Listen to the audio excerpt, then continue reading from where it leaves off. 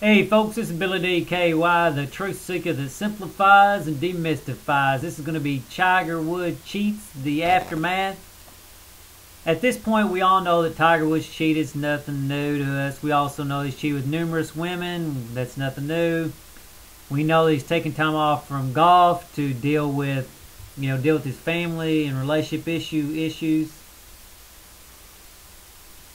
Which that's a good thing. I'm glad he took the time off because it's what he needed to do. He needed to work on what's most important in his life. He's lost a lot of sponsors, which I pointed that out in the first video, that that probably would be a consequence. He'd lose some sponsors.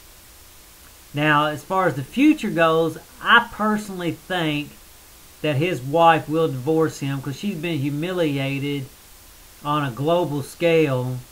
The 13 or however many women it is, I don't know the number. I'm not really concerned with it. And, and I see him getting his life back together and finding someone he can start over with fresh, and I think, I personally hope they work it out and work together and keep it for the kids' sake, but, I personally, I don't think it's going to work out. Okay, so here's the lessons I want to teach about the failure. We know he's failed. So far, he's shown the right actions by backing off from golf and handling the situation. So this is all going to be about how do you handle failure. Tiger Woods has done failed. It's not so much what happens to you in life, it's how you deal with it, and that's what I want to point out in this video. He did fail, and how he responds to his failures really is going to tell us a whole lot about who Tiger Woods truly is. If he's able to keep that woman with him and work it out with her and she's happy again someday, that shows a lot of character on his behalf.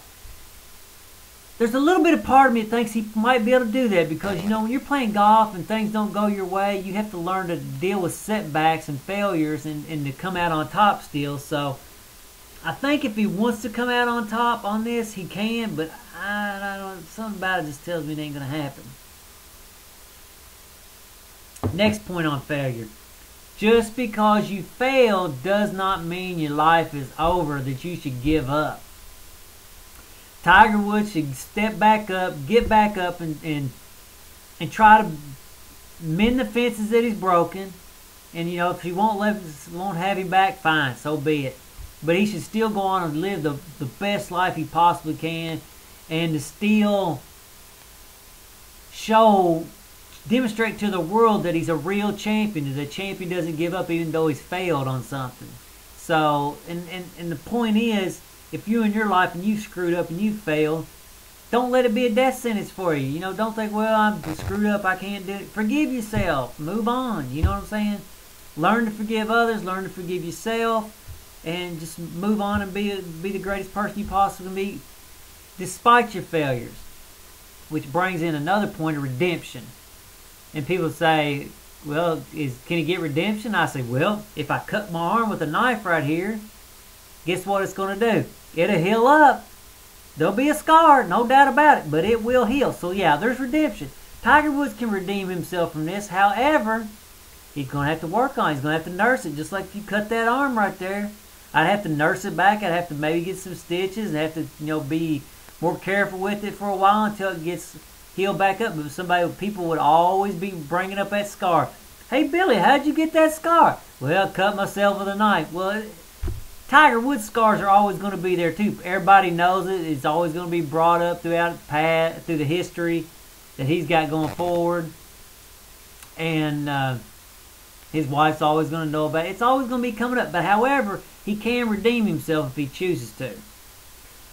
Okay, so this is an interesting theory about why he cheated, and this is one of the people who commented on my video brought this up, and I thought it was a pretty good idea. I haven't been keeping up with Tiger Woods, so I don't know all his situation.